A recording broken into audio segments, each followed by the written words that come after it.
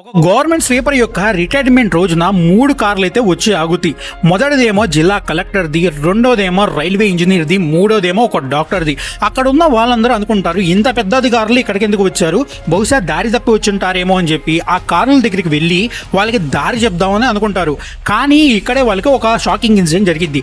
ఆ ముగ్గురు అధికారులు కూడా కారులోంచి దిగి డైరెక్ట్గా ఆ రోజు రిటైర్మెంట్ అవుతున్న ఒక సాధారణమైన స్వీపర్ యొక్క కాళ్ళకి నమస్కరిస్తారు. అది మొత్తం చూస్తున్న అక్కడ వాళ్ళందరికీ నోట మాట రాలేదు అసలు ఏమి జరుగుతుందని.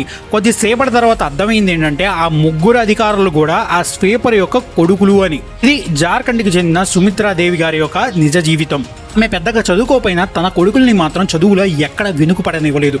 తన కష్టంతో తన చెమటతో సుమారు 30 సంవత్సరాల పాటు స్వీపర్గా పనిచేస్తూనే వాళ్ళ కొడుకుల్ని బాగా చదివిపించుకుంది. ఆ ముగ్గురు కూడా ఇప్పుడు పెద్ద అధికారులుగా మారారు. ఒకళ్ళేమో కలెక్టర్ అయ్యారు, ఇంకోళ్ళేమో ఇంజనీర్ అయ్యారు, ఇంకోళ్ళేమో డాక్టర్ అయ్యారు.